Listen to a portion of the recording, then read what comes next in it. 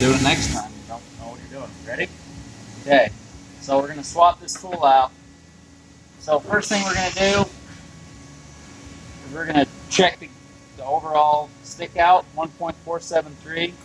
We want to make sure we have adequate stick out, so we're going to match that. It's a side lock. So you loosen the set screw, you pull the tool out, and replace it with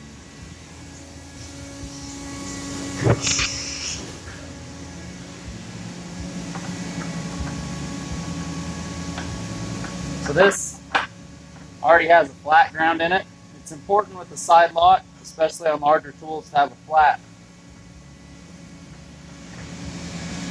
You want to line up, come around this side. You want to line up the set screw with that flat. So that might take a little bit of wiggling. Right now there's a lot of air underneath the tool, so it wants to pop it back out. It takes a lot of force. One thing you can do is you can kind of put it to the side to see where your flat needs to be.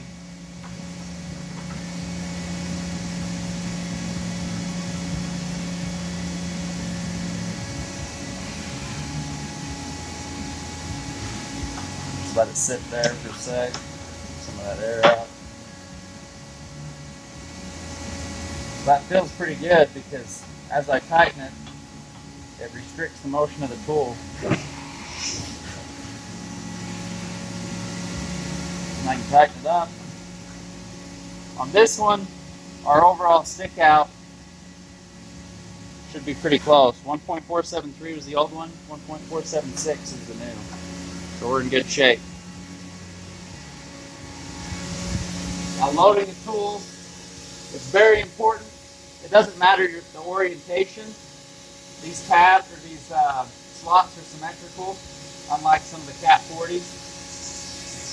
You want to make sure that you do align it with the drive dog in here, and make sure you can't twist it and it's seated all the way, or else when you load the tool in the spindle, you'll wreck something. So now we have an automatic tool setter, but we need the tool in the spindle to set it. So we're going to call up tool 20. Zoom in on that code there.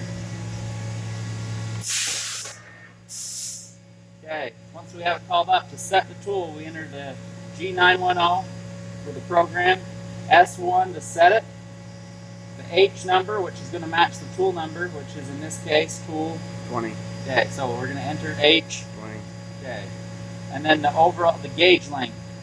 So we didn't measure that before we put it in, but we measured our stick out, and our stick out was the same. So our gauge length is going to be close to this. You need to be plus or minus a 1/4 inch on your gauge length. So let's go back to MDI. We're going to use the 3.4 estimated gauge length. G910, S1 to set, S2 checks, or settings. So we're going to say S1, H20, B3.4 in the block insert. Make sure you don't fat finger it.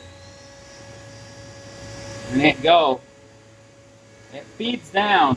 When it's feeding down, I hit single block, and it should stop about 3/4 of an inch or so above the tool setter. You want to make sure that you're feeding it 100%, so that it sets it accurately. If you feed too fast or too slow, it's going to give you different numbers. So it stopped. If it got any closer than that, I'd have stopped it because I knew I'd messed something up. So I take single block off, hit cycle start, and tool 20 should update. You didn't see that there, but now it doesn't reset your wear offset in length or in your radius. We're going to leave this wear comp in here because it's been a little bit, it's been pretty consistent. The other machines are going to reset your tool length wear comps. They won't reset your radius wear.